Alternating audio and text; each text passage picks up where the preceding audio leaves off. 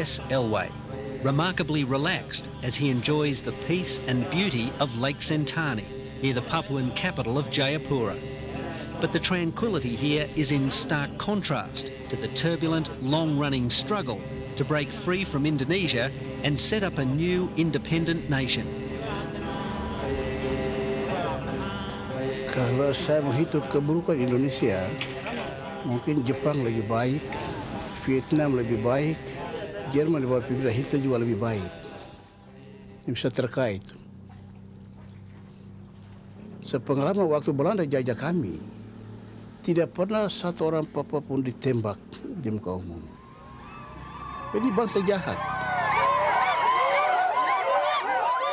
Papuans' emotions are running high, and with such a mood for change, there are fears of a violent boil-over.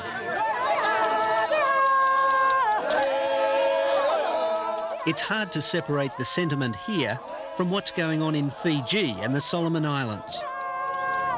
Tidak ada korban. Kita langsung berbicara yang terbuka.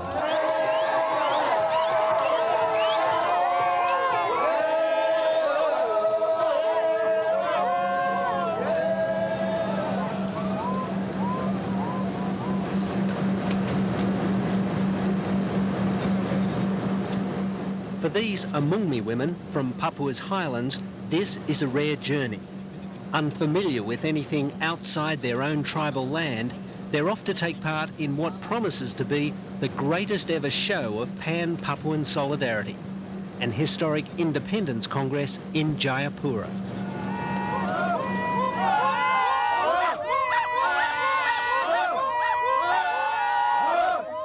The Morning Star flag is the Papuan symbol of the struggle for freedom. The last time the Amungni people flew the flag was late last year in their hometown of Timika. Police opened fire, killing one independent supporter and injuring 50 more.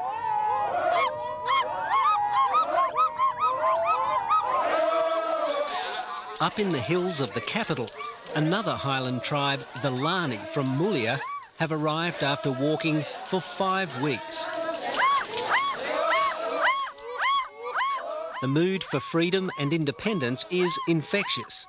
A newfound sense of Papuan nationalism is sweeping the province.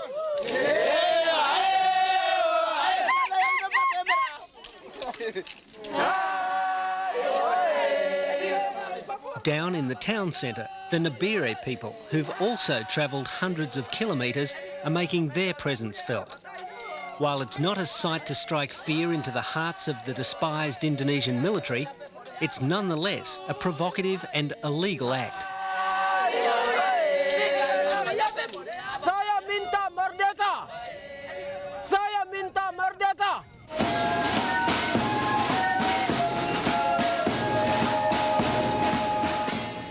Leading the charge for independence is Chief Tejas Eluay, the man they call Big Leader. 31 years ago, he was one of the 1,000 or so delegates to take part in the so-called Act of Free Choice. Kami hanya disuruh bicara. Apa yang mereka mau itu yang kita serukan. Hati kami menolak hal itu. Karena kami didesak, ditindas. Tidak bicara itu nanti tidak pulang ke rumah. Tidak ada kebebasan waktu itu. Kita coba berangkat dari sini jam 12. Tejas Eluay is a tribal chief. At 62, he commands royal respect in a close-knit community on the outskirts of Jayapura. For years, he was a fairly unremarkable member of parliament and signed up with the ruling Golkar party of former President Suharto. Dengan nada yang baik, penuh sopan. Then, 2 years ago, with Suharto's fall, Chief Tejas began speaking out strongly in favour of independence and organising flag raisings, for which he was arrested. Mereka sudah membunuh, membantai orang-orang Papua tanpa kesalahan. Mereka menuntut haknya dia sebagai orang Papua, dia dibunuh dan dibatas hampir 800.000 orang. Mereka lihat cahaya itu, mereka jalan tak, mereka tidak tahu mau kemana. Putting his faith in Jesus, Chief Tejas now claims to be the chosen one, ready to set his people free. Yohanes katakan, aku bukan. Mungkin itu yang mereka gambarkan. Saya belum pernah pikir bahwa nanti satu saat saya akan pimpin perjuangan. Belum pernah ada pemikiran itu. Rupanya Tuhan menghendaki itu. Ya, sebagai alat kecil di tangan Tuhan siap. Apapun yang Tuhan perintahkan akan siap. Karena saya menghendaki sebagai pemimpin. Ya, itulah tuntutan rakyat. Itu asal saya terus tolak. Dan saya sudah berjanji kepada rakyat. Sampai nyawa saya pun sudah saya persembahkan untuk perjuangan ini.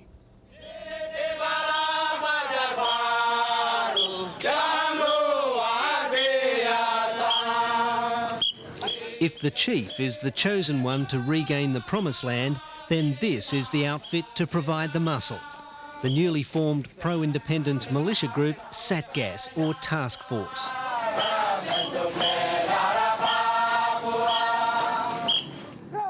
Armed only with sticks, they're not exactly a formidable fighting force. Indeed, among this ragtag army are thugs and criminals. But no matter what their form, ultimately, these militiamen answer to Chief Teus Eluay. Untuk sementara waktu, mereka dalam batas-batas menjaga keamanan dan ketertiban.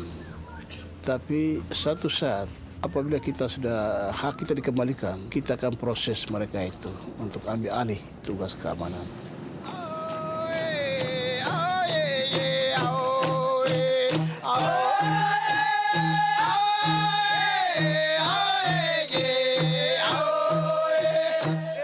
It's part of Melanesian culture to mark an important day in this way.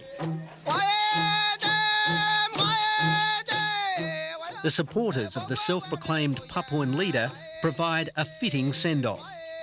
Resplendent and ready, he's dressed for the big occasion, the opening of the historic Kongres on Independence.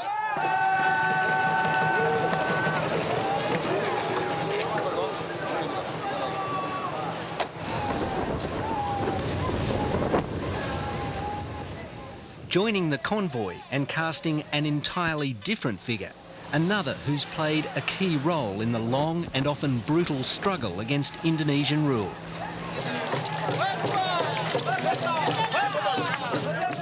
Matthias Wender is an enemy of the state, a rebel leader with the Free Papua movement, the OPM. This is a rare public appearance. He risks immediate arrest and jail.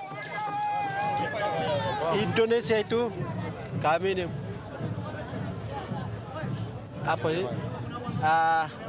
ditembak, dibunuh, dihiris itu banyak sekali kita korban orang Papua ini. Jadi saya tidak mau perang lagi. Merdeka! Merdeka!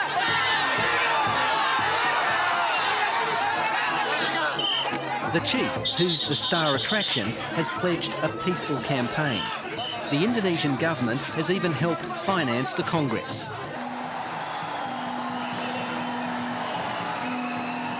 President Abdul Rahman Wahid promised to upstage the chief and formally open proceedings, but he's a famous no-show.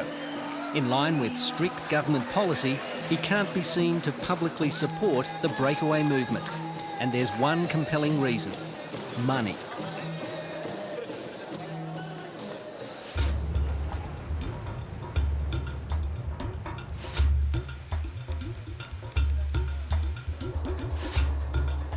This is no tourist cable car.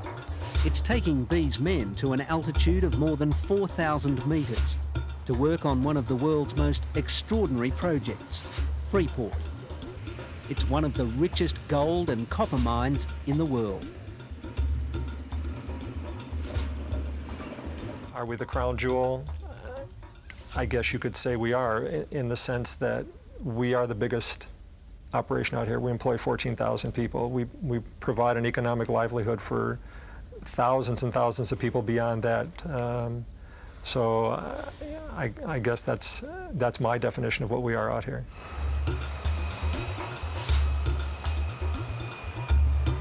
Grasberg, a complete mountain, has been gouged away to reveal a vast open-cut pit. A vast open pit of money for its American shareholders, and a colossal windfall for the Indonesian government. The company is Indonesia's biggest taxpayer, shoveling more than $1 billion into the government's coffers in the past few years.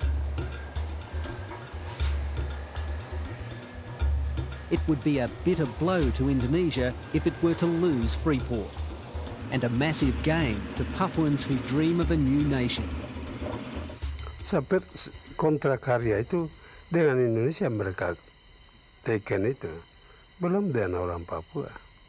Jadi dalam kontrak ini saya pikir kontrak akan diperbarui kalau akhirnya Papua merdeka.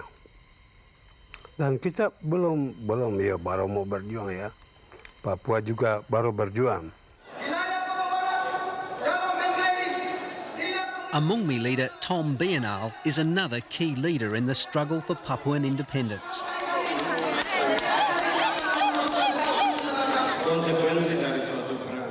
Five years ago, he sued Freeport, alleging human rights abuses and the destruction of Papua's resources. The case was thrown out. The mining giant responded by appointing Beanal to its board of commissioners. But on the question of independence, Freeport is sitting firmly on the fence. I can respect Tom for what he feels and what he believes in, and his thinking that independence would be far better than any kind of autonomy that the Indonesian government could grant to the people of Papua. While Freeport might profess respect for those calling for Papuan independence, it has no wish to negotiate a new contract, much less any intention of offending the Indonesian government. Indeed, Indonesian security forces patrol the mine site because of fears of sabotage by OPM guerrillas.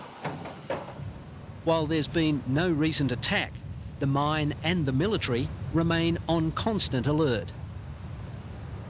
Di sini untuk pengamanan, untuk menjaga daerah Magasen di transport di atas.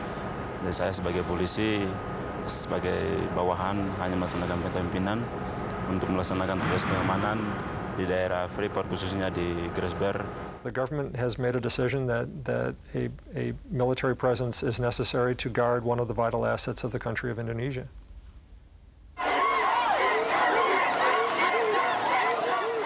Since the 1960s, the OPM has fought against the Indonesian military. Some members of the Free Papua movement have emerged from the jungle to join this charging, chanting throng outside the Independence Congress. Operating from jungle bases along the border and inside neighbouring Papua New Guinea, the rebels have carried out a low-level insurgency against vast numbers of Indonesian troops stationed in Papua province. Matthias Wender is an OPM leader who's engaged in the guerrilla warfare, but the odds against his rebel band have been overwhelming.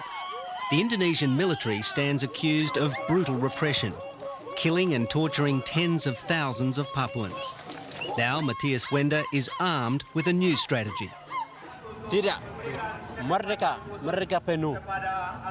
Ini bukan bunuh, periwangan suci, periwangan hukum halal. Jadi kita tidak bunuh, tidak ada, tembak tidak ada. Ya, hukum halal, hukum adat, hukum internasional. Kita yang orang Papua yang tiga hukum. Yang ada di hutan seperti Matthias Wender atau Kelly Kualik ini tentara.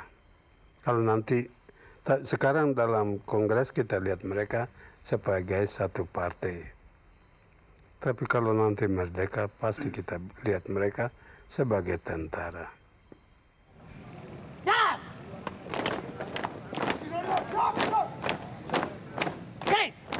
The 7,000 men of the Satgas militia would also be prime recruits for any future fighting force. But while Satgas has close ties with Chief Teus, some rank and file members have not exactly embraced his message of peace and godliness. The militia's image has been tarnished by acts of violence and intimidation against business people and others who oppose the independence movement. Pasti ada keajaiban Tuhan berlaku untuk negeri ini. Kan sudah lunas membayar kemerdekaan dengan kami orang sendiri yang dibunuh. Pasti Tuhan mengerti hal itu. Tapi pada waktu-waktu tertentu nanti kita lihat situasi. Kalau situasi mendesak, kemungkinan cara-cara kita bisa pakai. That's a prospect which scares those who don't share the dream of independence.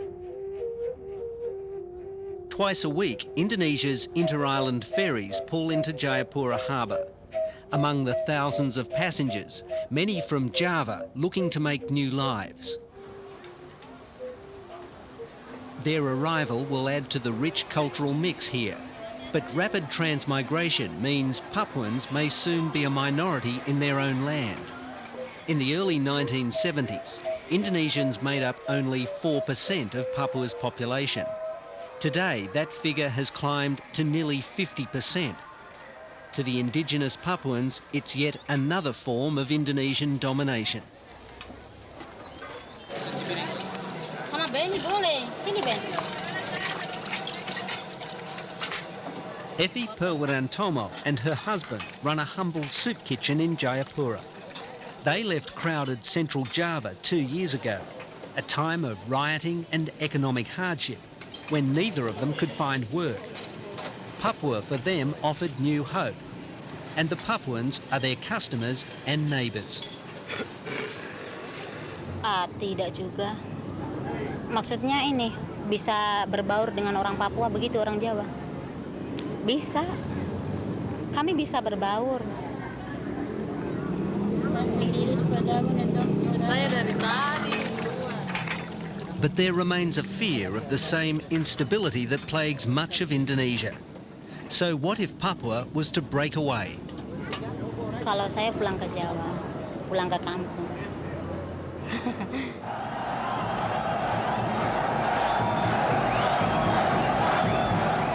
Papuans rejoicing. Kongres delegates don't actually declare independence outright, but they do take a bold first step, declaring the province's incorporation into Indonesia in 1963 to be invalid.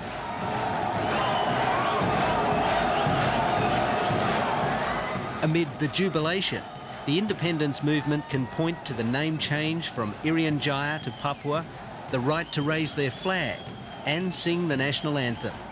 But these gains are largely symbolic. The United States, the European Union and Australia all back Indonesia and President Wahid. But once they organize themselves or initiate the steps to realize that kind of independence, then those people are against us and will take actions without any, let's say, compromise with anybody on that. Itu menurut Gus Dur, menurut orang Papua lain. Kami bangsa Indonesia, kami punya kulit, rambut, itu lain dari Indonesia. Kami masuk rumpun Melanesia, bukan Melayu. Itu yang Gus harus tahu. Dia rupanya buta melihat hal itu.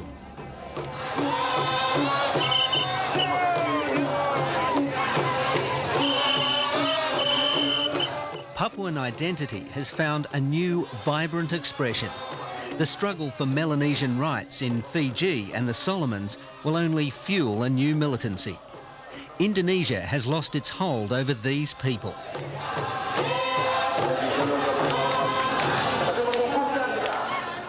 It's difficult to gauge the will of all who call Papua province home, but there's never been a referendum as there was in East Timor. Short of Indonesia changing its hardline stand, it's unlikely there ever will be.